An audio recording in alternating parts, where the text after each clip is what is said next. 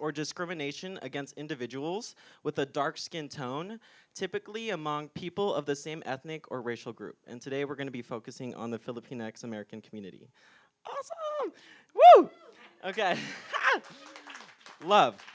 So today I have two panelists and friends, like really, really close friends and mentors that are going to be speaking today, and we are going to be highlighting their experience today as well. So may I have Francis Beleza and Jessica Ray come to the stage, please? Woo! Thank you so much.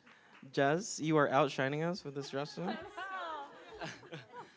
Okay, so before we even dive deep into this, I kind of just want to have you all introduce yourselves, what you do, and what makes you feel beautiful. Hi, y'all. I'm Frances. I go by Fran. Hey, y'all. You can call me whatever you want. She, her are my pronouns, and I am originally from San Francisco. I know, right? San Francisco, woo! I am a yoga practitioner here in San Francisco. I focus on movement, meditation, and sound healing. And what makes me feel beautiful, I was talking to Nancy right there. She said hair, and I was like, hair. Hair definitely makes me feel beautiful. And then I also started to ramble. You'll notice how I ramble, so Darian's I got you. gonna like boundary me. But I was like, the thing that really makes me feel beautiful is having the space and the freedom to choose when I want to like wear makeup and when I don't, without having like the feeling of I'm doing it for somebody else but myself, just because I want to show up that day however I want to show up. So yeah. Thank you. Also, don't mind me, I'm barefoot, so sorry. It's the yoga teacher in you. I was like, I just want to take my shoes off. Yes, why not? It's very Filipino too. Hi, everyone. My name is Jessica Ray. I go by Jess. My pronouns are she, her. I just want to look at everyone in the room and say thank you all for being here.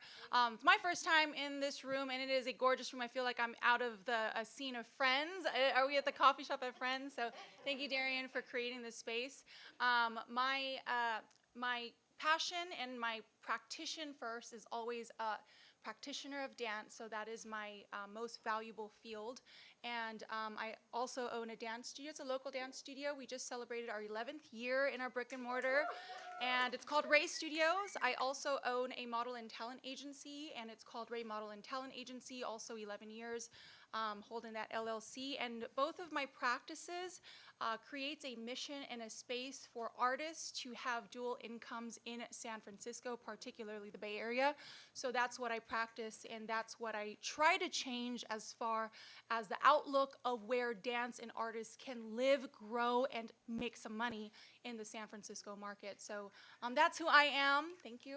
And I just want to go off of what Fran was saying with her beauty mark, and I think that hair is absolutely beautiful. And I wanted to just go off on a note, although I told this group nails was a fun thing. I feel like when you get a manicure and a pedicure at the end, you're just like, yes, I feel cute.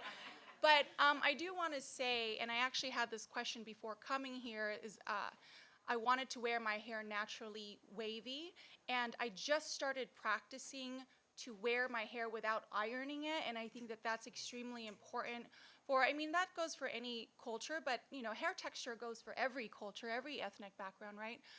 But I think one of the most beautiful things is accepting your natural growth, your natural body and your features, and when we learn how to accept our beautiness without no makeup and our hair wavy and crazy, I think that makes it really special. That was beautiful. Oh, thank you.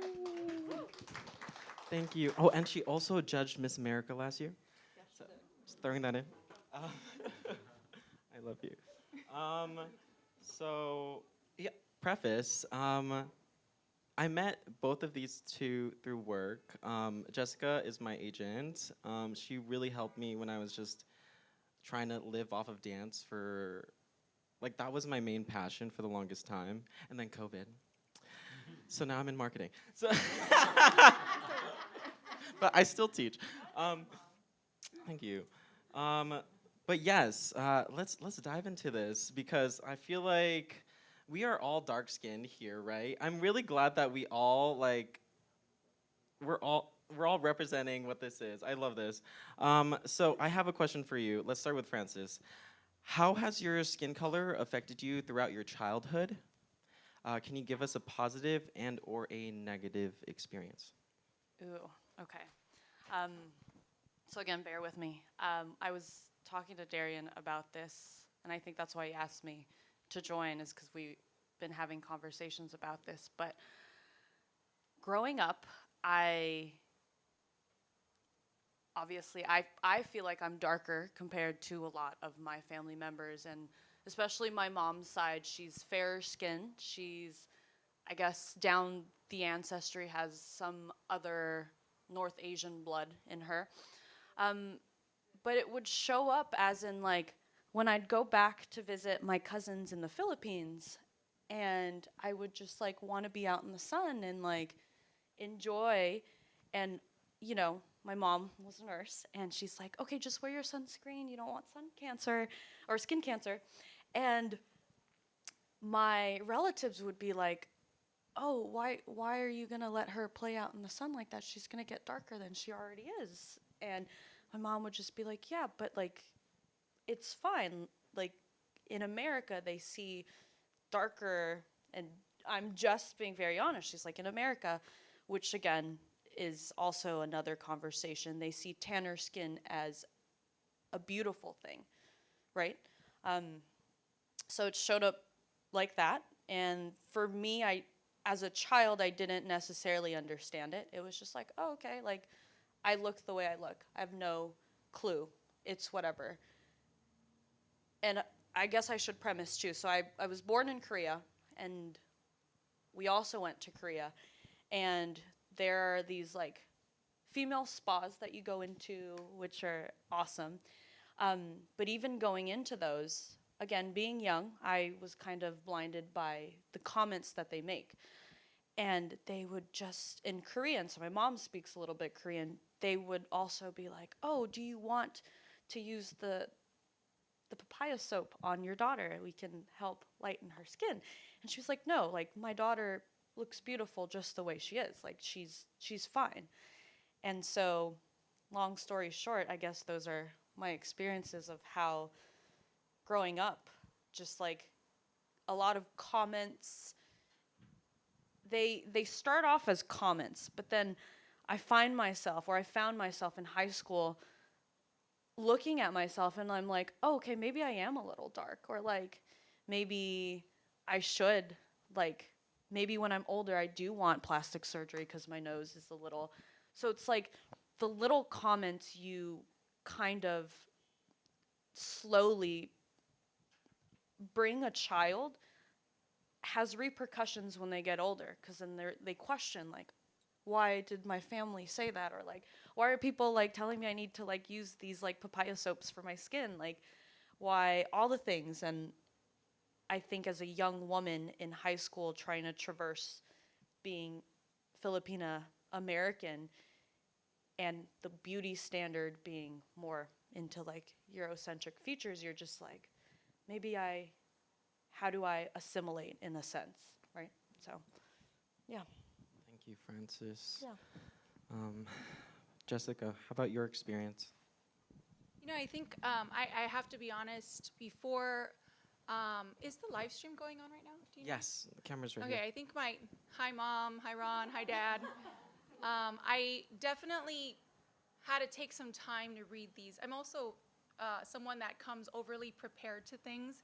I'm just that type of person. I think it's in our bloodline to be that type of person, right? When you grow up as an Asian person, do it right the first time, or else. Sus Mariosep, because that or else comes with a lot. So I think that before coming here, I had a call with my mom, and I really asked her what her thoughts were on a lot of these questions. And I had to ask her a really challenging question that I've never asked her. My mom is a lighter skinned Filipino woman, and my dad is a darker skinned Filipino man. And I asked her, I said, hey mom, can you do me a favor and answer this really honest and truthfully? And it's okay, like I can take whatever answer you have. But when you married my biological father and you had my brother and I, were you upset that we came out dark skinned? And she was like, are you fucking kidding me? No, I love you. ask me stupid questions. I love that when you ask like a question, you just get smacked for asking a question. But then like it starts the conversation, which is what the whole point of this event is and these group gatherings are.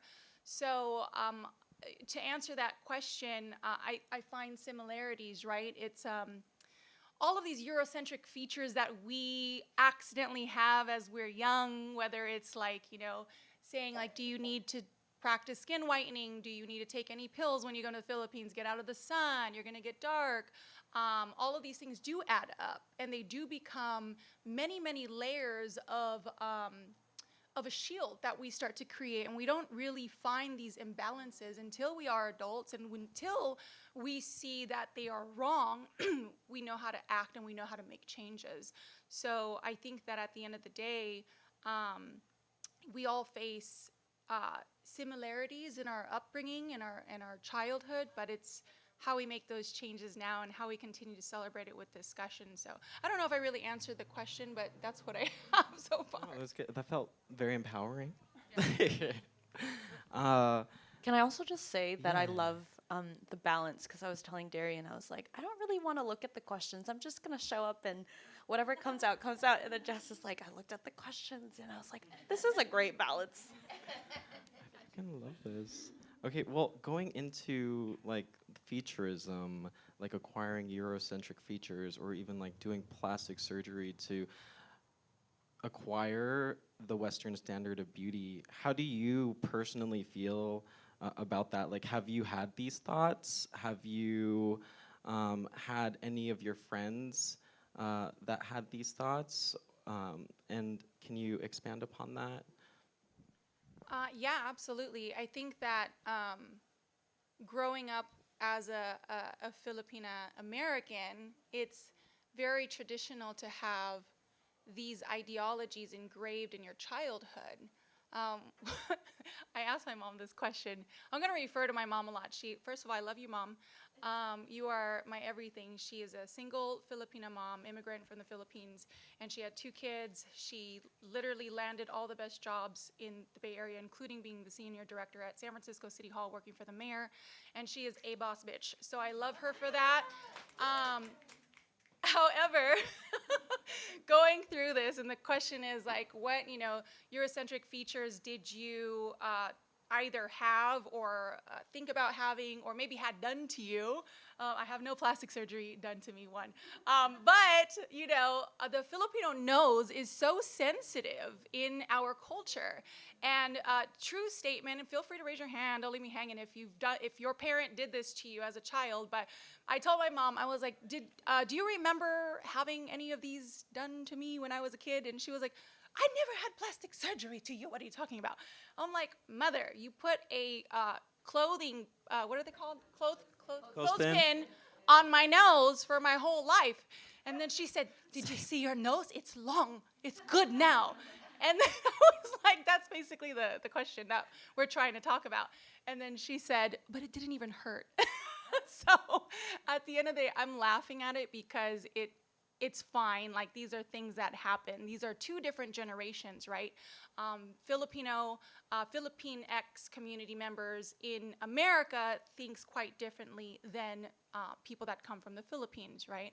So I'm not trying to disgrace the way that I was raised, but I do acknowledge it, and I find humor from it because I think that it's important that we relate to the stories with our parents and with our friends. And at the end of the day, I definitely have friends, that are very Eurocentric minded, and I myself, I'm wearing Prada today. Hey, like shopping, that's my thing. Fashion, definitely with it. But do I want to be lighter skin or change my features? Absolutely not. I think that I love the way that I turned out. I have edge and sass, and I have, something about me where I want to be featured the way I am. And if those come with things that I have to explore further within education, then I'm down for it. Love. Francis, you. I had a very similar experience, but it was my dad. He'd say, "Tuk tuk mo yun ilong," something along the lines, which means like, it was like he'd like press my nose, and I was like, Dad, stop. And it was funny at the time. It was just like, but then again, in high school, so I grew up here, but then I somehow made my way to Northern Virginia, very suburban, there's not a lot of Filipinos. So I was kind of that, again, this questioning, this introspection of me looking at myself, and I'm like, oh, it seems like the standard beauty around me is like specific features. And so I was like, oh my God, maybe I should like try to maybe eventually want to get plastic surgery. And I think it was just a lot of like unpacking my own shit, where I was like, no, like I need to, not need, but I need to see the beauty within myself just as I am and how I present myself. So rambling, but I'm gonna tie it. So I personally don't agree with trying to modify ourselves for a standard. I find that it's, maybe speaking from my perspective and in our, like in a Filipinx community, it sort of perpetuates the narrative of like, this is the standard of beauty. And why if I'm choosing to modify myself, I'm also perpetuating that narrative to the young girls who might need to look up to somebody who looks like them, and they're like, oh, okay, maybe I need to also. So I don't personally agree with it, but to each their own. Thank you for sharing. At least from the perspective of like a queer, dark-skinned Asian male, I felt a very deep tie to featureism because, like, within at least gay culture, there is a hierarchy to what you have to meet to be beautiful. It was represented very well if you watch Fire Island, which highlights the layers that you have as just an Asian, but if you add the extra layer of being a little bit bigger, not having 7% body fat, you know, and being feminine, or like even like thinking about your gender in any way, then it's like there's so much to that that like makes you think about featureism and like wanting to change a part of yourself or wanting to work out to fit that stereotype or to fit that mold, so that you can be beautiful. So yeah, I feel like this event is very therapeutic for me, and I'm very happy that we're having it. Beyond that, I will move on because I'm done with that. Jessica, I know you have a long history with pageants. I wanted to ask you, how do you feel about the beauty standards in pageants with the history of successful Filipinas being half white or lighter skinned? Well, first of all, Philippine culture has it has three main B's, right? Does anyone know what those three main B's culture popularities are? Basketball, boxing, and beauty pageants. Yeah. So growing up as a young girl, I was put in beauty pageants. Is there any other Filipina girls here that were put in beauty pageants? Don't leave me hanging. The only one? Okay, the only one. That's okay. I didn't know what I was getting into being in pageants, but I did know that I had a single mother and that anything that I could win would go to scholarships and education. So I did it. I was very kenkoy. Is that kapangpangan? Kenkoy? It means funny in the pageant. So I always ended up getting some kind of award. What is it? Miss Congeniality. So whatever it was helpful. But how was it being in pageantry as a young child? It was terrifying to be the only person of color or to just be surrounded by brown and black folks that were your core-centric people. So fitting in costumes to fit not people of color was very challenging. Talking about questions and answering questions live that really resonated to me as a woman of color were quite different than what I would hear other pageant contestants answer. And I think that over the years, especially this past year, I was able to really see a lot of change within the pageantry community because of Black Lives Matter, because of George Floyd, and because of all of the social work that we've been doing over these past years. I finally see change in beauty pageants. Not to say that beauty pageants have negative connotation, but there's definitely within the Filipino community, there needs to be change in what that represents to us as a community. I think that as someone that has participated in many pageants, and this past year I was the judge for Miss America, and I got to interview 51 candidates, and that was quite amazing to sit in a room and to interview 51 young women that wanted the job as Miss America. And for me to sit in front of them and asking them, as a white representative, what are you going to do to stand up for our brown and black communities? What type of initiatives are you going to take? And the same for our black and brown community contestants as well. And so at the end of the day, I think that the more we're able to ask questions, regardless if we're nervous to ask the questions or not, maybe we're not as educated, because we all have to start somewhere. I think that that is the key. Now, how do I feel about light-skinned Filipinas that have been mostly featured throughout pageants? I think that's another social work that we have to continue to do, because there's only been one, does anyone know her name? Pageant winner that was a darker-skinned Filipina. I can't remember her last name. Her name is Gloria. Does anyone remember? I want to say Gloria Stefan, that's a different person. It's Gloria something. She's one of the first ones. So she's the only one that is a dark-skinned Filipina. The rest are either half white or of lighter skin. So again, it's this question of why do we as a Filipinx community continue to idealize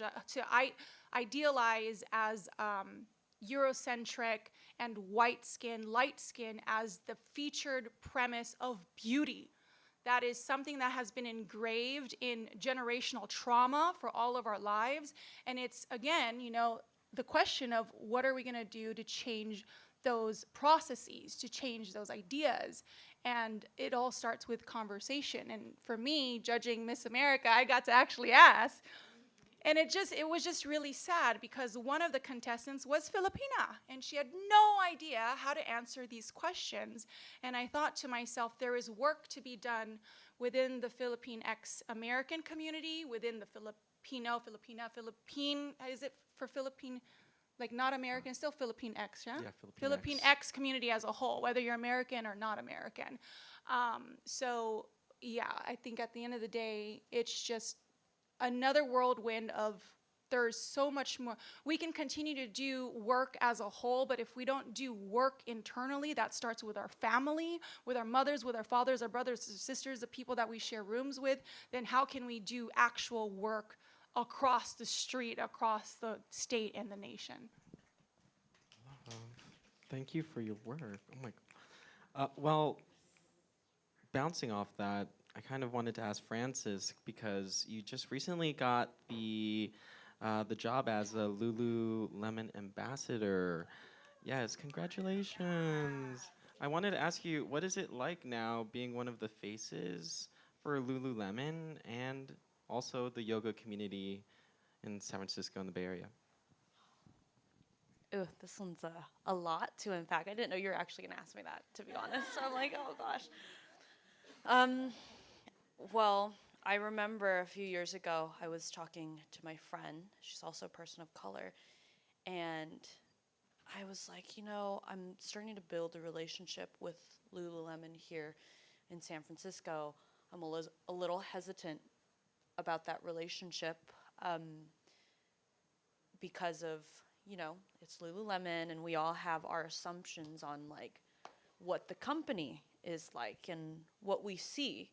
And that I still have yet to see somebody who looks like me on one of their They're big billboards. So I was like, I don't know if I should do it. Like it goes against my ethos. And she was like, well, it's representation and reparations. And I was like, huh, representation and reparations, double R. I was like, yes.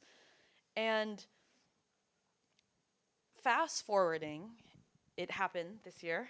And then, thank you, it happened. And now I'm like, yeah, representation. How can I continue to show up for people like young girls who, you know, I never thought I was going to teach yoga. I didn't even think that it was close. And having Asian parents, not even a consideration.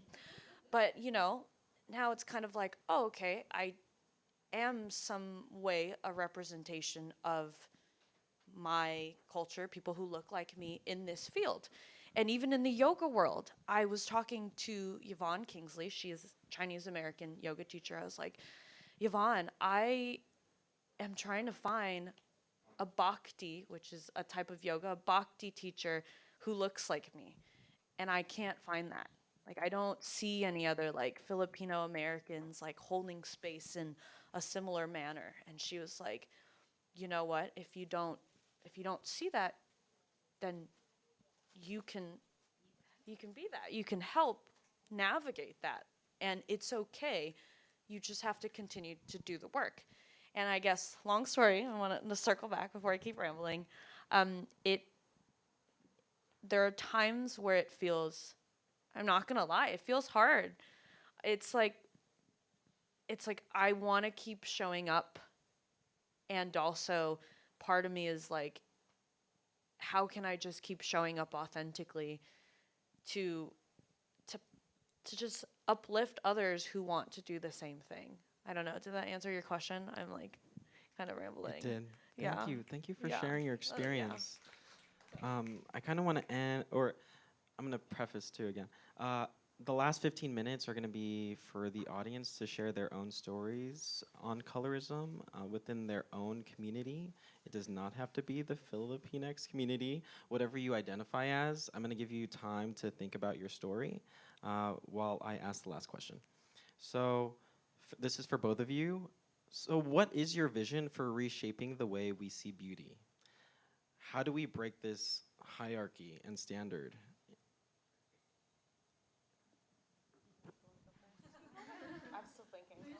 Okay. Well, I love this question, and I feel like I'm a big activist about this particularly, which is why I've created the spaces that I have in both the artist world for the studio and the agency. The representation as far as modeling goes for print and commercial has been the same representation for quite some time, which is predominantly white, size 2, blonde models. So coming in as a young beauty pageant, I don't like to be in beauty pageants, by the way, but I have to use that title to give you the context.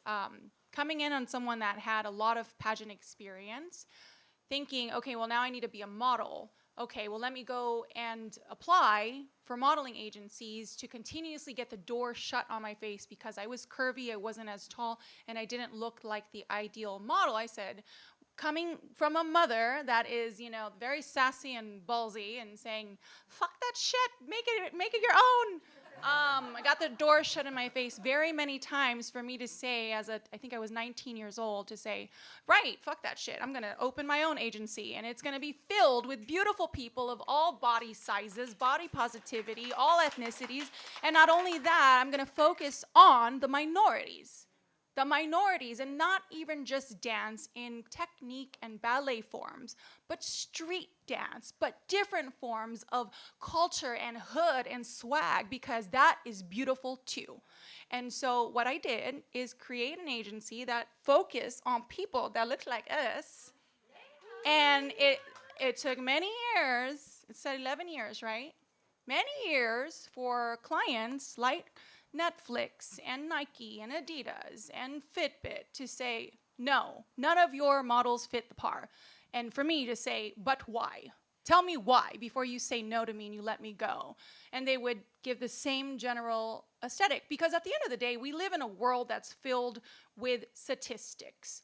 We have to create a commercial that fits a percentage of white people, of black people, and then the smallest marginalized groups are now it's white, black, which actually black comes first. Now, after Black Lives Matter, great, but it took too fucking long. And then white, and then the minorities are the Asian. And guess where Filipinx comes in? It's 1%. And guess what? The Filipinos, Filipinx, we get to be mixed ambiguous. So we don't even have our own identity. I have been booked for commercials as mixed ambiguous because I fit the Latinos and the Asians. So it's just a statistical game. So I think to myself, knowing the role as someone that comes from the internal industry as a talent, now knowing the role as a professional agent, how can I change the game? How can I reshape these clients to think? Well, I say, okay, fine. Now that everything has been shaped according to timing, now you need me.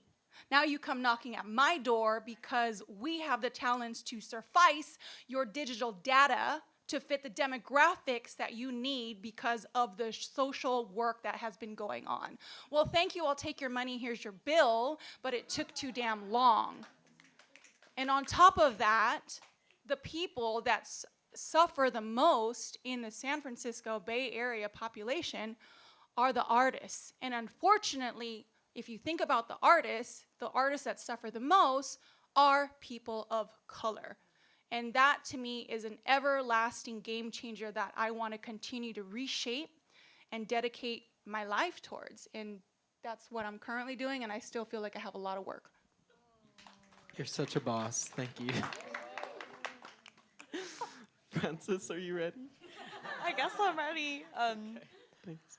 Interesting. I come from it from a different standpoint. Again, very different. I wouldn't say very different industries, but I'm in the industry of basically holding space, tapping into our heart space, whatever we're experiencing, to move and process through our own traumas. And so I think about this a lot, and this is part of my existential crisis, but part of my mission in life is to make spaces accessible for people of color, to make it not seem like if I want to go to therapy, if I want to do yoga, if I want to do sound healing, if I need to heal from the inside out, that's the things that, oh, those are what like rich people do, or oh, it's you're not, you can't afford that, or like you're not in the demographic that wellness really pertains to. So I'm a big believer that things start within individually and within communities. So it's kind of just like, how can we make wellness spaces more accessible for people of color and people who can't necessarily afford wellness spaces? And so I guess to really answer the question is just showing up for the community, showing up for each other, uplifting the practitioners who do the jobs and showcasing them and letting people know that what we do is of value, especially, again, the people of color doing it. Because, again, representation and bigger companies, like you're saying, like Nike or Lululemon, they're now, I don't want to say they're now hopping on board, but they're finally, it's taken too damn long, but also they're hiring people who have that vision. So like the store that I'm representing, shout out to Jessica, Jessica Lopez. She is also a Filipina woman, and her vision for the ambassadors of the Grant store was like diversity. It's like, we need to diversify the company and like what we represent, because there are leaders out there. There are people of color doing the work, but they're not being highlighted. They're not being showcased. And like, why is that? So I think, long story short, is just like having conversations of like, how can we support people in these fields, people doing the work, that aren't actually being showcased, that aren't being highlighted. And like, how can we, in a sense, like create those spaces then? I'm just gonna shout out my mentor, big mentor, Danny Pomploon. He is a Mexican American man. He's also queer. And he was like, you know what? I am going to create a space where the queer community, where people of color can practice, can feel. He did like sliding scale and all the things. So it's like, how do we support those businesses and how do we start our own and just uplift each other? Yeah. That was perfect. Thank you so much. I just want to thank Jessica for being such an amazing mentor, and Francis for being such an amazing friend and having this conversation and sharing it with the community. I also want to leave space, because we have some time, for the community as well. I have my colleague, Angelina, our event manager, who's going to be walking around with an open mic. And if you want to share your story, please raise your hand. We got you. Who wants to Come be on, the y'all. first? Come on, y'all. Break the ice. Hi. Hi. Hi. Hi, everyone. I'm Ning. Hi. So first of all, the first time I've ever seen an event like this, right, to talk about colorism in the Filipino community. So shout out to Darian, who pushed for this. I'll be very honest. The instant Francis started talking, all the emotions of anger, pain, trauma, of like, it doesn't even matter whether we're dark, light, we've heard it all, you know? And I remember being a child, 5 years old, the first time we go to the Philippines, and my own family's like, oh, she's so light. And I was instantly angry. Like at 5 years old, that was like a visceral feeling right away. So I just am really grateful to hear all of you share your stories.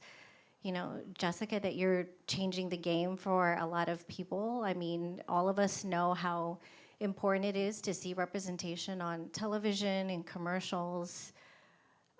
So yeah, I just want to say thank you for that, because like Berna and we've been talking about this event ever since Darian talked about it, and we were like, yes, we've never seen that talked about. And colorism, I think, exists in all cultures in some shape, way, or form.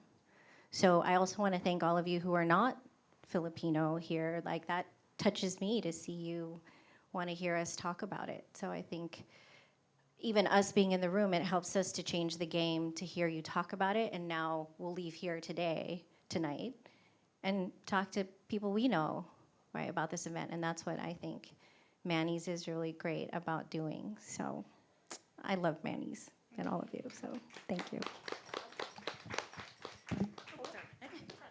Hello. Hi, folks. I'm Berna. Hi, Darian. I love you. You're looking at me and I like it. I love you too. I'm also Filipino American, and this was an incredibly important event for Manny's to put on, for Darian to organize, for panelists to speak on, especially because, like Ning was saying, we don't see colorism interrogated a lot in physical public spaces. I feel like in my own echo chamber of Instagram and people I follow, Filipino folks are interrogating colorism, but I'm like, oh my God, there's a whole room full of people who care. That's so great. Yeah. I love that physically. As a Filipino American person, this is an especially sensitive topic for me because as a dark-skinned Filipina, most of the time people are like, you're Filipino? That's crazy. Filipino and what? I'm like, no, just Filipino. And so in my personal experience, it's like from the get, a denial of being part of the culture at all. Or people are like, so you're black and I'm like, no. Just Filipino. And so colorism has been definitely present, like for myself and so many other dark-skinned Filipinas, being told you can't be in the sun, using the papaya, soap, and all that stuff. I think what's really important to bring up also is like, what is colorism about, especially in the Filipino American community here in America? What are the polars, like what are the sides of the spectrum that colorism is pushing us towards and away? And it's important to name, as a Filipino American person, at least specifically, colorism in the Filipino American community is pushing us towards whiteness and away from blackness. I think it's really important to name both of those two polars. That we are being pushed to be as close to the, at least as a woman, white, cis, femme situation, Eurocentric features, and also interrogating why we are being pushed away from the things that we're not supposed to be. In my experience, it's like, it's not just you don't want to be dark-skinned. In my family, it was like, you don't want to look black. You don't want people to think you are black. It looks like, don't go out in the sun too much. I grew up going to Hawaii a lot. It was like, you're going to come back looking like a black person. And so I think when we talk about colorism, we really have to interrogate anti-blackness in the Filipino American community and really name it. I think it's difficult to name because, of course, being dark-skinned and Filipino in the community, that's enough of its own spectrum, but to really interrogate where it's coming from and also understand that like this is why it is so important to fight for the liberation of everyone, and that to understand that the fulcrum of white supremacy lies on anti-blackness, and that shows up in every single community, and it shows up as colorism in the Filipino community. And so to continue to fight for these things and be focused on what it is, who it is we're fighting for, and where the push and pull and pressure comes from. Thank you, Berna. Anyone else? We have time for one or two more. If you would like to share, got you. Yes. Hi everyone, my name is Joey. I go by she, hers, and I am not, unfortunately, a part of the Filipino community. That sounds so awesome. I would love to be a part of it if you guys would allow me. I am actually ethnically Taiwanese, but I grew up in Japan, so I spent all 18 years in Japan, and as you might know, Japan values whiteness quite a bit, and so I don't know if you guys can tell, but I'm also gay. And so that level of understanding of how I appear a little bit more dark-skinned because I play sports and also my queerness has made it a little bit difficult to kind of confront a lot of these things in a variety of the senses of my word. And hearing you guys talk about the pinching of the nose, the like trying to get a little bit lighter, I noticed that my mom sent me home with like whitening sunscreen one time, and I was like, Mom, well, why would you do that? She was like, well, you're getting dark. And I was like, no, I'm not, I just play sports. And then since then, she's always been like, oh, Joey cuts her hair and she's dark, it's because she plays soccer. That's it. It's not because she's gay, it's not because she's just like naturally more dark-skinned. And I think just like never having analyzed that in my life until this moment, I'm like, oh, that is interesting that we're thinking about all these things, and my mother has internalized so much of it, and I don't know if you guys feel the same way, but confronting your Asian mother about any of her long-held beliefs, forget about it. I ain't gonna do that. I'm not gonna start World War III. But I just wanted to thank the panelists here for like just having the space and opening it up this like conversation. I think it's an important one. It sounds like in both the Filipino community and other Asian communities, and I'm sure the white community as well. I think the added layer to my life story is that I went to the American school in Japan where tanness, as you mentioned, Fran, was highly admired. And so I would be like, no, I don't want to get lighter. I'm like perfectly tan. It's perfect for my American society. But I think there's a lot of balancing that I had to do, and I really appreciate you guys having the space to have this conversation. So thank you. Thank you so much. Manny's, thank you, Manny's. Thank you, Darian, for holding this, and thank you guys for having this. Yes. Can I also just say that's an interesting thing where it's like perfect tanness, which is what Berna was saying. Going back to what Berna said, it's like, okay, there's a perfect amount of brownness, but once you hit a certain amount of brown, like is this too much? Like what is that? Like, sorry, it's another conversation. It's another event. Part two. Part two. Come for part two. Well, I just want to thank everyone for coming today and, listening to, like, a problem that is happening within almost every ethnic community out there. And I want to thank the panelists for giving me and Manny's your time. And also, I want to close this out. So we are at our our time limit, but yes, Angelina, did you want to close out today? I know, Precious is not here. Okay. Okay, fine. Okay, I got you. Well, thank you for coming to Manny. Just kidding. um, so we are a community space. We are also funded by the community as well. So um, we literally, our lights are on because of the sponsors that we have that make monthly contributions to make sure that we can have this type of programming and have it accessible for everyone. That's how we're able to give out free tickets all the time and give out tickets that are not like $60 but $15 with, you know, like we have Cory Booker, you know, we have like AGs. We have like a lot of people that come in this space, but we're also able to make it affordable, but that's because of our community. So if you do want to find out more about our sponsorship program, feel free to talk to Angelina or I, and we can expand upon that with you. Other than that, we DTM. We literally DTM here. We held 1 or 2 events every single freaking day, and I don't want to expand upon like how many that I would have to name, but so Angelina, she put on this amazing series called The Summer of Learning. It's 20 events in total, but we have an all lecture pass. We have professors from USF, from San Francisco State, from Stanford, from everywhere that are gonna be talking about arts, politics, and theology, and more. The one that I saw that I'm really interested in is gaming. Um, but yes, other than that, tomorrow night we are holding space. It's our last in our series, Queer Movie Nights. We are going to be streaming Fire Island here. Yes, at 6:30. So it is kind of like an AAPI like 2-day occasion. Aside from that, thank you to Angelina for assisting me today. I really appreciate you. We're literally like a team of 3, and we literally do too much. So I appreciate you always.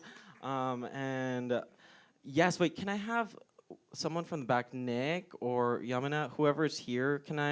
There's a social media campaign that's going on in the backspace with Stop AAPI Hate. I keep saying that. I said that earlier today. Oh my god. I'm really bad at public speaking, but they are having a social media campaign in the back. I'm gonna have Nick expand upon that. Hi, everyone. Thank you so much for being here today. I am an advocacy manager. My name is Nick G, he, him pronouns. I'm with Chinese for Affirmative Action and Stop AAPI Hate. And before this event, we had a panel discussion talking about our No Place for Hate California campaign policy agenda, where we just actually we're introducing and passing, and we're going through the legislative process of 2 bills addressing safety for ridership, public transit ridership safety, and a civil rights bill. For third-party customers. And so we actually want to invite all of you to participate in our campaign. Although our name is Stop AAPI Hate, we are intersectional. We actually address multiracial coalition building. And so today we're actually asking folks to participate in our campaign, one, by scanning to tweet your support. There's a pre-populated tweet, so if you're on Twitter and you would like to support our campaign, please do that. And then if you want to take a photo, we have these whiteboards, and there's a prompt here, I want a safer place to ... And we're actually inviting folks to share about their experiences of street harassment and hate. And I acknowledge that that's actually a very vulnerable and deep place, but we actually want to address this to our lawmakers and California legislators. So we want to invite you into something very deep and personal, but to really drive attention to these bills and these policies that we are actually trying to pass. So if you have questions, please, yes, Shanti. And there is a website, that's right, there's an amazing website, noplaceforhateca.org, that you can follow us on to get updates and sign up for important things that we might be having to say. Shanti, Yumina, anything else that you'd like me to add? Anything? I don't know. Well, thank you so much. If you have any questions, please feel free to meet me back here at the tables. Thank you, Darian. Thank you. Thank you, everyone, for coming. Feel free to mingle. We do close at 9 p.m., so you do have time to grab an extra drink and support our front of house. I didn't even tell you guys about them. So our front of house actually is a nonprofit organization that helps train previously incarcerated as well as homeless people. There is a training program involved. Alexa is one of the newer managers there at the front that is a part of this organization. We appreciate your work. But yeah, feel free to get an extra drink and support their cause. But yeah, thank you for coming. Can I say two things? Yes. The first thing is I just want to throw this seed into you all, but how are you going to continue to show up for yourselves and for the communities and just to represent different groups and different backgrounds? So how are you going to do that? And then secondly, thank you so much, Darian, and the Manny's team. That's it. Thank you. Record.